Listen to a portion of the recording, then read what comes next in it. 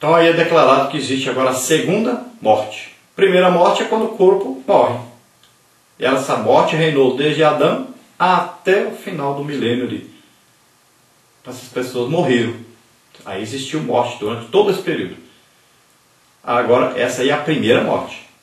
Agora, a segunda morte, o que é? Então, morreu o corpo, e agora a pessoa é lançada no lago de fogo e enxofre, onde estará separada de Deus eternamente. Segunda morte por causa disso. Então, foi morte física e agora uma morte espiritual definitiva. E diz, e aquele que não foi achado escrito no livro da vida, foi lançado no lago de fogo. Então, todos que não aceitaram Jesus como Senhor e Salvador, todos aqueles que não foram justificados pela fé em Deus, foram lançados então no lago de fogo e enxofre. Os outros estão com Deus para sempre agora. Então esse foi aí um resumo da lição. Vamos ver agora o que escreveu o comentarista da CPAD, pastor Cláudio Honor de Andrade, sobre a lição. Nós temos aí 5 partes em nossa lição. A primeira parte diz assim, o que é o juízo final? A segunda parte, o julgamento da besta, do falso profeta e do dragão. Na parte 3 nós temos aí a instalação do trono branco. Na parte 4, o julgamento dos mortos. Na parte 5, o julgamento da morte e do inferno.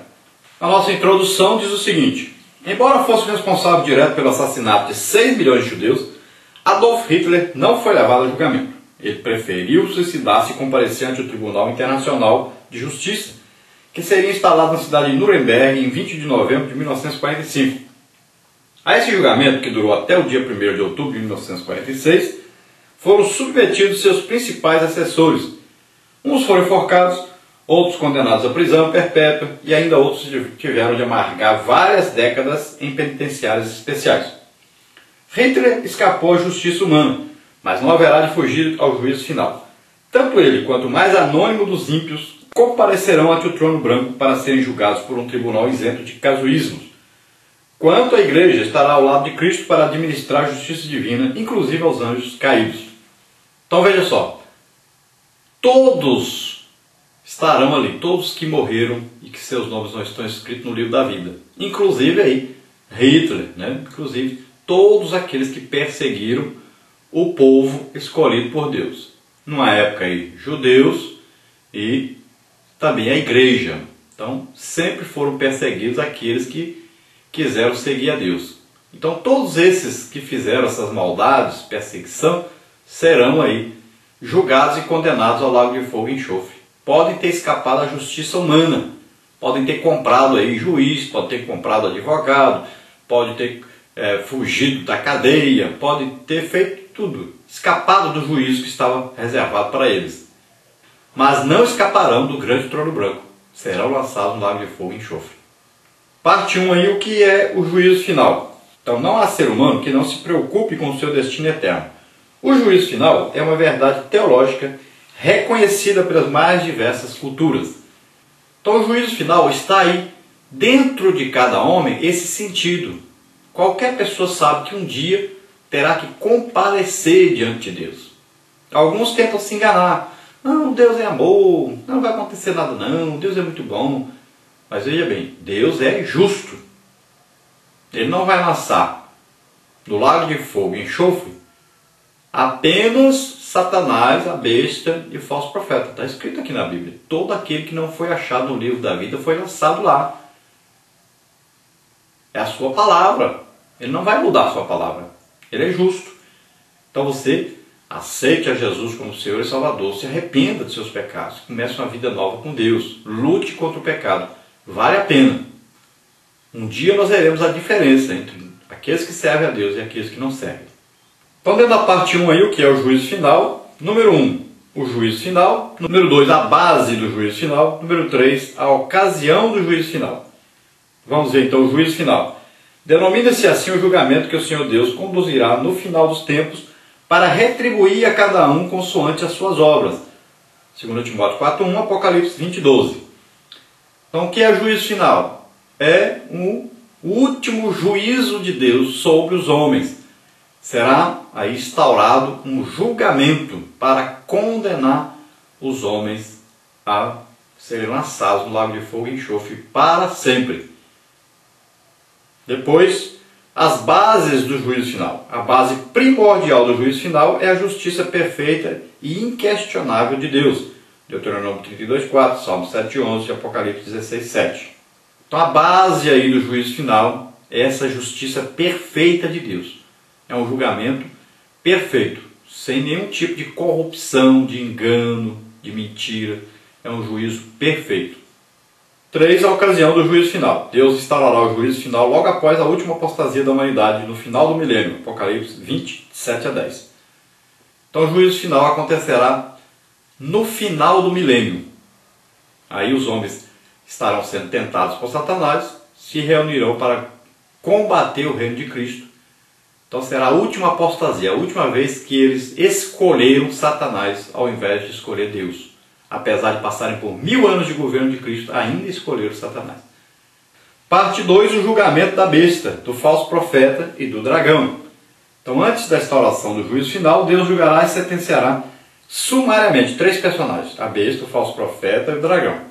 Os 2 primeiros haverão de inaugurar o lago que arde com fogo e enxofre. Então, aqui, os 3 principais personagens da maldade, da rebelião contra Deus, da incitação das pessoas ao pecado, da idolatria. Então aqui, lá no final da grande tribulação, já o falso profeta e a besta, ou seja, o anticristo e o falso profeta, já foram lançados no lago de fogo e enxofre. Já tem 1000 anos que eles estão lá.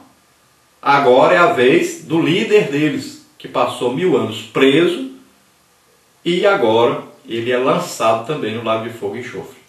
Então, tópico 1 aí, o juízo sobre a besta. Tópico 2, o juízo sobre o falso profeta. Tópico 3, o juízo sobre o dragão. Primeiro aí, o juízo sobre a besta. O anticristo será tão maléfico à humanidade que o Senhor lançará no lago de fogo 1000 anos antes do juízo final. Apocalipse 19:20. Repulsivo e abominável, não terá direito sequer ao último julgamento. Dessa forma, o Senhor destruirá por completo o sistema político deste mundo para implantar o governo milenial. Então vemos aí o julgamento da besta, que é o anticristo, e ele é lançado no lago de fogo e enxofre no final da grande tribulação. Por quê? Se ele ficasse solto durante o milênio, ele instigaria a rebelião contra Deus. Ele não pode participar dessa época. Então ele já é lançado logo no lago de fogo e enxofre. Depois temos aí o juízo sobre o falso profeta. Destino semelhante, então, terá o falso profeta, que com seus prodígios, sinais mentirosos, deu todo apoio ao anticristo. Apocalipse 19:20. Com ele haverá de cair os ídolos e os falsos deuses que desde o Gênesis vêm afrontando ao Deus único e verdadeiro. Então, o poder político que estava na mão do anticristo acabou. Não vai ter um poder político para combater o reinado de Cristo. E na parte de idolatria, na parte de religião contrária a Cristo, contrário ao cristianismo, também o seu representante máximo, que é o falso profeta, foi lançado no lago de fogo e enxofre lá no final da grande tribulação. Então ele não vai participar, não vai incitar, não vai fazer ninguém e aí cair para a idolatria durante o reinado de Cristo. Eu acredito que durante a grande tribulação as idolatrias, as várias coisas como vaca, rato, Maria, João, Pedro, não sei mais quem, tanta idolatria que tem por aí, todas elas cairão. Todos terão a mesma idolatria. Idolatrarão o anticristo. Adorarão ao anticristo, a imagem do anticristo, a imagem da besta. Então será uma idolatria reunida. Todos adorando o mesmo Deus falso. Eu acredito que vai ser assim. Já que vai haver um líder só político, reunindo todas as políticas em torno dele, também eu acredito que todas as religiões se unirão numa religião só, numa idolatria só, a um Deus só falso, que é o anticristo. Então, esse representante máximo dessa religião falsa, da idolatria, foi lançado no lago de fogo e enxofre no final da grande tribulação. Não vai haver, então, essa idolatria lá durante o reinado de Cristo. Depois o juízo sobre o dragão. Terminada a 70ª semana de Daniel, conhecida também como a grande tribulação, Deus aprisionará o dragão e este será detido por 1000 anos. Apocalipse 22. Ele é a antiga serpente, é o diabo. No final do milênio, Satanás será temporariamente solto e sairá a seduzir as nações. Inexplicavelmente, muitos povos o seguirão. Nesse ponto, obrigamos-nos a perguntar: como o ser humano poderá recusar um governo tão perfeito como o de Cristo? Um governo que proporcionará justiça, segurança e bem-estar social a todos. Então, o milênio, por conseguinte, será a última aventura humana antes da instauração do juízo final e do perfeito estado eterno, a Jerusalém Celeste. Então é uma coisa inacreditável, mas depois que Satanás passou 1000 anos preso, ele é solto e sai a tentar as nações e consegue um grande número de seguidores. Veja bem, depois de passar por um milênio, com o próprio Cristo governando, um reinado perfeito, justiça social, bem-estar social, paz, até do ser humano com os animais haverá uma paz perfeita, um derramar geral do Espírito sobre todos que produzirá paz, alegria, tranquilidade, uma vida que todos sonharem ter. Mesmo assim como Adão vivia no jardim do Éden com Eva, estava ali tudo muito bem, tranquilo, Deus todo dia vinha conversar com ele, mesmo assim eles não pecaram. Então, assim também a humanidade no final do milênio, apesar de ter vivido em 1000 anos de paz e tranquilidade, ainda voltarão contra Deus, ainda entrarão em rebelião contra Deus. Isso está no coração do homem, que foi colocado no primeiro homem Adão e foi passando de pai para filho. Essa tendência terrível ao pecado, sempre que surge a oportunidade de pecar, o homem cai em pecado. Na parte 3, a instalação do trono branco. Então o juízo final terá como símbolo o trono branco. Será o mais perfeito e justo de todos os julgamentos. E sobre ele assentar-se-á o mais reto dos juízes. Então chegou o juízo final, e o símbolo desse juízo final é o trono branco. Branco aí falando de justiça, né, de perfeição. E quem está sentado é o mais perfeito dos perfeitos, que é Deus, o Criador do céu e da terra, de todas as coisas, de todos os homens. Então o juízo será exercido pelo Deus perfeito. Então aí nessa terceira parte temos aí, tópico 1, trono branco, tópico 2, os tronos dos justos, tópico 3, o supremo juiz, tópico 4, os livros do juízo final. Então o trono branco. Nas Sagradas Escrituras, o branco é símbolo da justiça divina, Apocalipse 19, 8. O juízo final, pois, simbolizado pelo trono branco, será de tal forma processado que nele não haverá qualquer falha ou deslize. Será irretorquível. Salmos 19, 9. Então, branco aqui, sinal da justiça divina, justiça perfeita.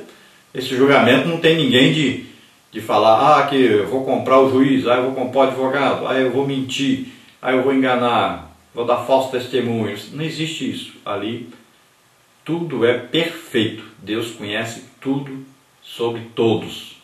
Veja bem que quando a pessoa está diante de Deus, não tem jeito de ele mentir, de enganar. Não. Ele só vai ouvir a sua acusação, porque ele já sabe que é verdade e sabe que aquele que está dizendo conhece tudo a seu respeito. Seu pensar, seu agir, sua intenção, sabe tudo. Não tem como a pessoa nem reagir, porque ele já sabe que aquele que está ali é o Deus Todo-Poderoso.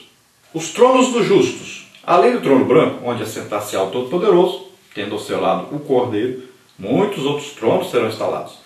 E nestes estarão os redimidos de todas as eras, Apocalipse 24. Milhões e milhões de tronos. Lá nos acharemos, inclusive, para julgar os anjos caídos. 1 Coríntios 6,3. Então aqui, uma coisa no sentido espiritual, nós não compreendemos hoje, né? Mas não é por falta de espaço, mas nós achamos assim meio estranho, né? Já pensou, cada um num trono, a igreja toda, são milhões e milhões e milhões, até bilhões de pessoas. Mas aqui é um sentido espiritual, lá nós vamos saber como é que vai ser isso aí. Então, do jeito que está escrito, se nós lermos literalmente, aí cada um terá um trono, estará sentado nesse trono e tal. É a promessa de Deus, né? Mas esse assentar no trono é como se Jesus está sentado no trono, ele é o nosso representante. Todos nós apoiamos Jesus. O que ele resolver está resolvido. Então, pode significar isso, um apoio total da igreja a Jesus em todas as decisões. Número 3 aí, o Supremo Juiz. O Senhor Deus é o juiz de toda a terra. Gênesis 18, 25. Ele é o juiz de vivos e de mortos. Sua competência é inquestionável. 1 de Pedro 4, 5. Assim, enfim, o Senhor é um justo juiz. Salmos 119, 137. Somente alguém com tais características poderia conduzir o juízo final.